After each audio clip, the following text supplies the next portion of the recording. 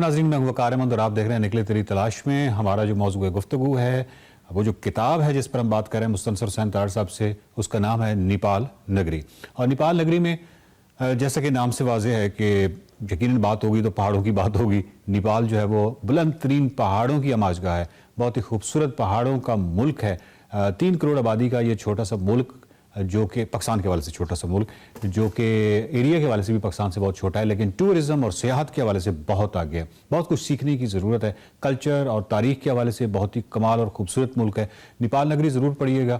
بہت سی تفصیل سے نیپال کے کلچر اور ثقافت اور اس کی لینڈسکیپ کا جو ذکر ہے وہ آپ کو اس میں مل جائے گا. اور طاہر صاحب سے جو ہے وہ گفتگو کا سلسلہ جاری رکھتے ہیں. پہلا جو سوال ہے وہ پہاڑوں سے متعلق نہیں ہے. ایکچولی اس کتاب میں انہوں نے ایک ایسا واقعہ لکھا ہے کہ میرا خیال ہے کہ اس کا بھی جو سوال ہے وہ کرنا ضروری بنتا ہے. طاہر صاحب، آپ نے ممتاز مفتی کے حوالے سے لکھا ہے کہ ممتاز مفتی کو روحانیت کا لپکا تھا اور وہ لپک لپک کر اس کے پاس جاتے اور اپنے شوق سے اسے نڈال کرتے تھے، اپنی کمال لفاظی سے اسے بے بس کر دیتے تھے. تو طاہر صاحب، آپ نے اس میں ایک واقعہ لکھا ہے کہ پروفیسر احمد رفیق اختر بیٹھے ہوئے تھے، اشفاق احمد بیٹھے ہوئے تھے، بانو قدسیہ صاحبہ بیٹھی ہوئی تھیں اور آپ بھی بیٹھے ہوئے تھے، اور ممتاز مفتی نے کہا کہ آپ کی طرف آپ سے پوچھا کہ تو بتا، یہ جو ان دنوں تیری تحریر میں 5ویں سمت جو ہے وہ در آئی ہے، یہ کس کی دین ہے؟ تو اور یقیناً وہ یہ چاہ رہے تھے کہ وہ آپ کہیں کہ پروفیسر احمد رفیق اختر کی دین ہے. آپ نے کہا کہ نہیں، ایسا نہیں ہے، بلکہ انہوں نے ناگا پربت اور بہاؤ جو آپ کی کتابیں ان کا حوالہ بھی دیا کہ آپ ناگا پربت اور بہاؤ لکھتے لکھتے کہیں اور نکل جاتے ہیں. اچھا، آپ نے کہا کہ میں سمت کا تعین کر کے نہیں لکھتا اور وغیرہ وغیرہ. تو وہ جو چاہ رہے تھے کہ آپ یہ کریڈٹ جو ہے یہ 5ویں سمت کا یہ پروفیسر احمد رفیق اختر کو دیں، آپ نے نہیں دیا. تو یہ واقعہ اگر آپ ناظرین کے لیے بیان کر دیں، اس کتاب میں تو بہت خوبصورتی سے آپ نے یہ سارا لکھا ہے.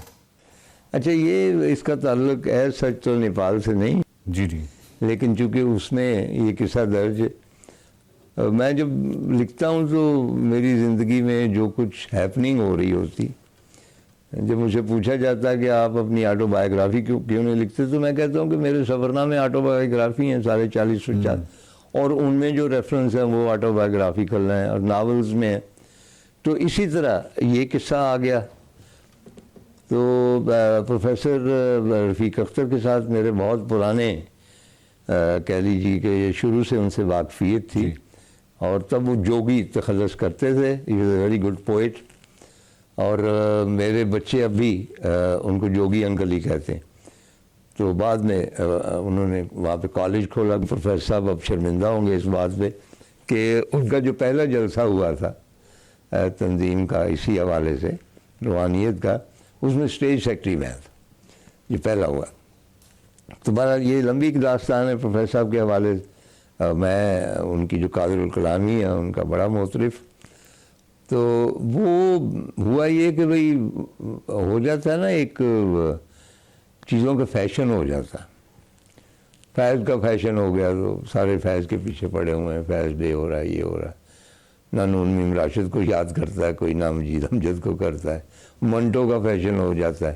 یہ فیشنیبل لوگ ہوتے ہیں نا، اور ان کا نام لینا جو بڑے ہائی فائی لوگ ہوتے ہیں جنہوں نے اور کچھ نہیں پڑھا ہوتا ہے، تو وہ کہتے ہیں ویل یو نو فیض، تو دیٹ سارٹ آف تھنگ. تو اسی طرح جو ہمارے صوفی ہیں وہ بھی ایک دم جو ہو جاتے ہیں سٹار ہو جاتے ہیں. تو وہ اپنا ان دنوں پروفیسر بھی سٹار ہو گئے. تو ان کے بہت سارے فالوورز تھے. جی ہاں. تو ایک دفعہ ممتاز مفتی صاحب نے پلان کیا ان کو اپنے وہاں بلانے کا، اسلام آباد. تو ان کے داماد تھے، مجھے یہ یاد، ان کا نام قریشی صاحب تھا، ان کے گھر. تو پروفیسر صاحب نے ان کو کہا کہ بھئی طاہر صاحب یہاں پہ آتے ہیں مارننگ ٹرانسمیشن کے لیے یا وٹ ایور، تو اگر آپ اس ہفتے کریں جب وہ یہاں پہ موجود ہوں تو ان کو بھی بلا لیں. تو اس سے ممتاز مفتی کی نظروں میں میرا بڑا وقار اونچا ہو گیا کہ اچھا پروفیسر صاحب ان کو پرائرٹی دے رہے.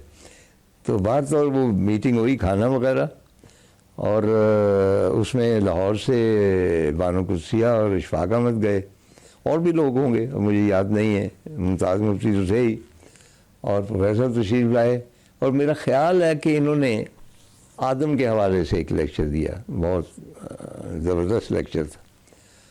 اور اس کے بعد بانو آپا نے بھی کو آدھا گھنٹہ ان کے الگ ملاقات کی، میرا خیال اشفاق صاحب نے بھی کی، اور مفتی صاحب تو باقاعدہ ان کے بیعت ہو چکے بعد میں.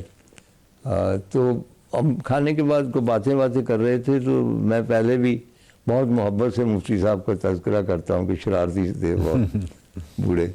بوڑھے تو تھے ہی نہیں، ہم سے زیادہ جوان تھے. وہ کس سے بعد میں صحیح. تو وہ بیٹھے کو بات ہوئی تو پنجابی میں ہی کہنے لگے کہ تار یہ جو اب تم میں ایک پتہ نہیں تبدیلی آئی ہے کہ تم چلتے چلتے کہیں اور نکل جاتے ہو، جی تو یہ تبدیلی کہاں سے آئی ہے؟ اچھا میں سمجھ تو گیا ان کی بات. تو میں نے کہا کوئی کہاں کی نہیں بات، وہ بس یہ ہے کہ بھئی پہلے شاید اتنا کانفیڈنس نہیں تھا، سیدھے چلتے جاتے تھے تحریر میں، بھٹکنا نہیں چاہتے تھے.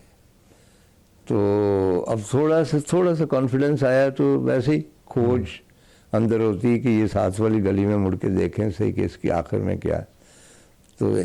تو کہنے لگے کہ یہ تم نے سب کچھ جو ہے یہ پروفیسر صاحب سے لیا. اب پروفیسر صاحب سامنے بیٹھے ہوئے ہیں، اب ان کو لیکن شرارتی مفتی صاحب تھے کہ مجھے شرمندہ کرنا چاہتے تھے. تو میں نے کہا کہ جی میں پروفیسر صاحب کا بہت پرانا میں چاہنے والا ہوں. میں انہیں انارکلی میں ملا تھا پہلی مرتبہ، اور اس کے بعد سال بیت گئے ہیں. ان کے ساتھ ملاقاتیں بھی کرتے ہیں، اور ان کے گھر بھی مطلب کھانا بہت بہترین ان کے کھاتا ہوں بڑا ریگولرلی.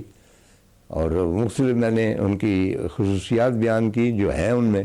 جی تو میں نے کہا یہ سارا کچھ میں نے ان سے سیکھا ہے. یہ چیزیں جو ہیں مثلا انگریزی جو ہیں محاورے یا ایکسپریشنز، ان کو اردو میں کس طرح ڈالا جائے. تو وہ مطلب کہ ایسی وہ اختراع کرتے. تو میں نے کہا یہ میں ان کا بہت مصرف، لیکن یہ جو بھی آپ نے حوالہ دیا ہے جو ان سی بھی کتابوں کا کہ میں کہیں نکل جاتا ہوں تو میں نے کس سے لیا یا سم تھنگ، تو میں نے ان سے نہیں لیا، یہ میرے اندر ہے. اچھا اب یہ ہوا تو تھوڑی سی خاموشی چھا گئی. تو پھر پروفیسر صاحب نے بہت اچھا ایک کامنٹ جو میرا بڑا گولڈن کامنٹ تھا، انہوں نے کہا کہ جی میں طاہر صاحب کا بہت شکر گزار ہوں کہ یہ مجھے پیر نہیں مانتے، اس لیے کہ جہاں سے عقیدت شروع ہوتی ہے وہیں سے جہالت شروع ہو جاتی. طاہر صاحب ممتاز مفتی صاحب جو تھے اس وقت یقیناً اس وقت جو لٹریچر تخلیق ہو رہا تھا اور جو بیسٹ سیلنگ بکس تھیں اور بہت سارے ایسے جو ادیب تھے، ممتاز مفتی نہ صرف ان کو متاثر کر رہے تھے بلکہ ایک دائرے کے اندر لے کے آ رہے تھے. وہ جو بھی صوفیزم آپ اس کو کہیں یا روحانیت کے حوالے سے کہیں، تو آپ پہ انہوں نے وار نہیں کیا یا آپ کو انہوں نے متاثر نہیں کیا ہے کہ آپ بھی ذرا ادھر آ جائیے؟ نہیں، وہ کیونکہ میں مطلب ایک آزاد پنچھی بھی تھا، وائلڈ بھی تھا، آوارہ گرد بھی تھا.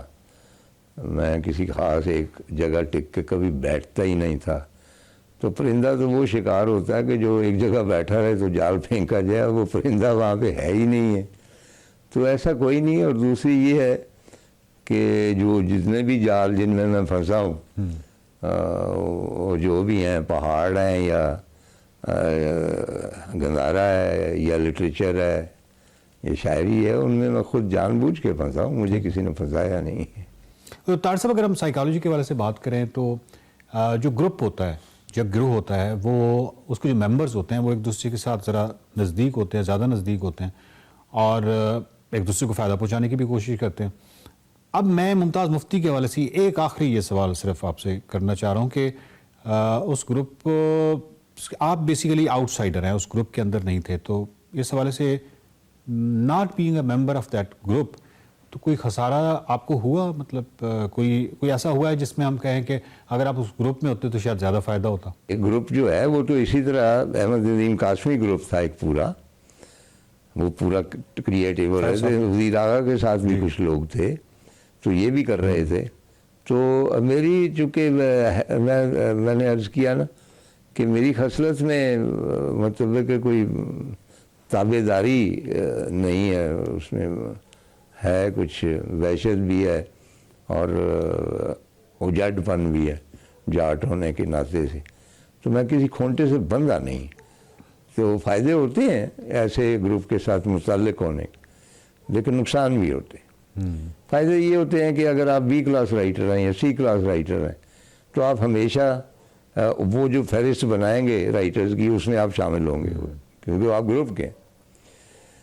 لیکن اس کا نقصان یہ ہوتا ہے کہ اگر آپ اچھے رائٹر ہیں تو آپ برے رائٹروں کے ساتھ بریکٹ ہو جاتے ہیں، نمبر 1، اور دوسرے گروپ آپ کو ایکسیپٹ نہیں کرتے کیونکہ آپ اس گروپ کے ہیں، تو نقصان ہوتا ہے. تو وہ کہتے ہیں کہ ادب کی ترقی کے لیے یہ سارے گروپ جو ہوتے ہیں بہت معاون ثابت ہوتے ہیں، کئیوں کو ہوئے ہوں گے. تو طاہر صاحب بات یہ ہے کہ یہ تو خیر ساری ایپیسوڈ جو ہے وہ ممتاز مفتی صاحب اور ان کے حوالے سے اسی کی نظر ہو گئی، لیکن یہ موضوع اہم تھا. اور دوسری بات یہ کہ کیونکہ اس کتاب میں یہ درج ہے اور اس واقعہ کا یعنی ممتاز مفتی کے حوالے سے یہ جو واقعہ ہے اس کا ریفرنس ہمیں سوشل میڈیا پہ اور مختلف جگہوں پہ ملتا ہے، جس کی وجہ سے یہ اہم تھا. اور آف کورس یہ طاہر صاحب کی جتنے بھی سفر نامے ہیں ان کی بایوگرافیز ہی ہیں. تو نیپال پہ بات نہیں ہو سکی، لیکن اگلی قسط میں نیپال پہ ہی بات ہوگی اور بھرپور بات ہوگی. نیپال نگری کتاب پر گفتگو کا سلسلہ جاری ہے. اگلے ہفتے پھر ملاقات ہوگی. دیکھتے رہیے نکلے تیری